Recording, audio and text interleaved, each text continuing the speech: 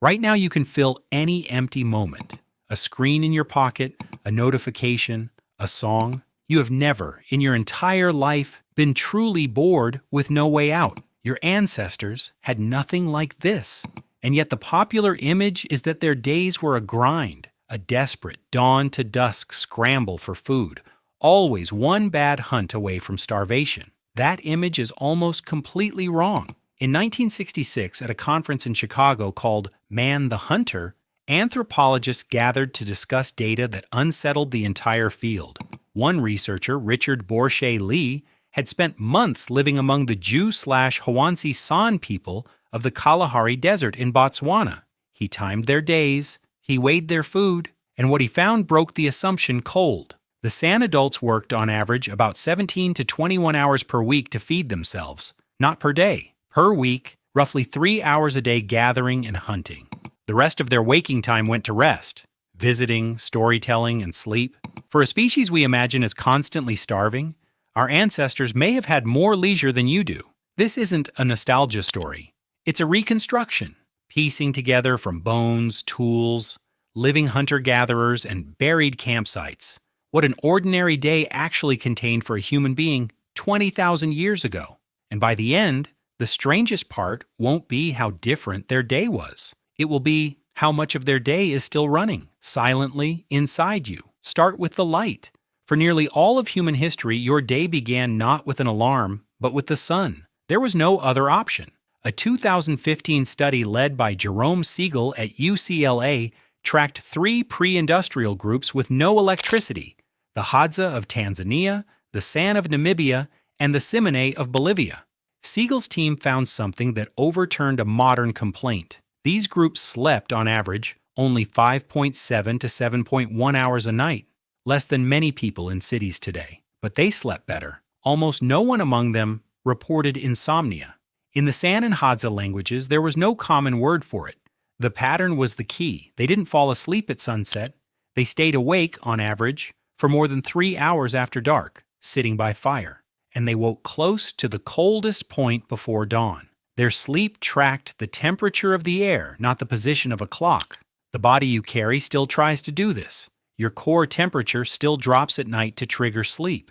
You've just buried the signal under central heating and blue light. So the ancient day opened in cold half-darkness, bodies rising near a fire that had burned low overnight. And then came the first task, and it was not hunting. But here's where it gets stranger. It was gathering, and it was mostly done by women. That same San data from Richard Lee revealed a fact the word hunter-gatherer hides in plain sight. Meat was prized, but it wasn't the foundation. Between 60 and 80% of the daily diet came from plants, nuts, roots, berries, melons, collected steadily and reliably, mostly by women moving in small groups. The single most important food for the Kalahari San was the mongongo nut. Lee counted it. An adult ate hundreds of them a day, drawing thousands of calories from one drought-resistant tree that fruited even in bad years. When an anthropologist asked one San man why his people hadn't taken up farming like their neighbors,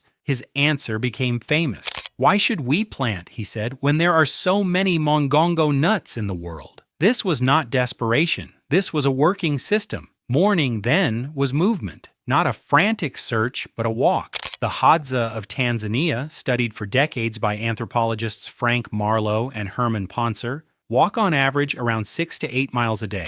Poncer's team, publishing in 2012, measured their total daily energy burn with a technique called doubly labeled water, the gold standard for calorie expenditure. The results stunned them. The Hadza, despite walking miles and digging tubers by hand, burned roughly the same number of calories per day as a sedentary office worker in Chicago or London. Around 2,600 for men, 1,900 for women. Your body, it turned out, doesn't simply spend more the more you move. It adapts. It rebudgets. The active life didn't make them furnaces. It made them efficient. So the calories they gathered went further than yours do.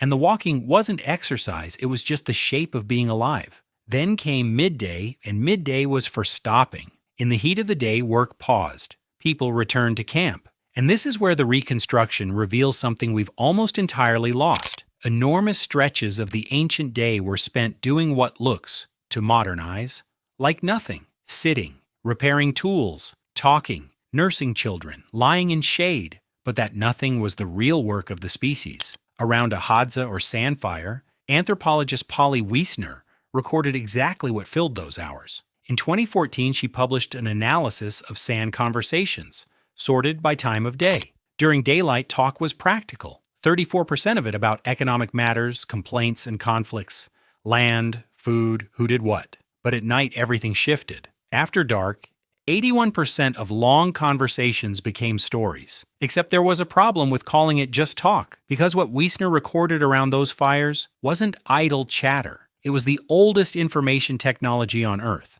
At night, the daytime subjects, grievances, hunts, who owed what, nearly disappeared. In their place came stories of named ancestors, distant people, spirits, animals that spoke. The talk left the immediate camp and traveled across time and distance. Wiesner argued that firelight did something specific to the human mind. It extended the day by 4 or 5 hours into a space where you couldn't work, couldn't forage, couldn't do much but listen. And into that space, culture poured. This was how a hunter thousands of years ago knew what to do when the rains failed, because a story told him what his grandmother's generation had done the last time. It was how kinship maps spanning hundreds of miles were memorized, how the movements of game were passed down.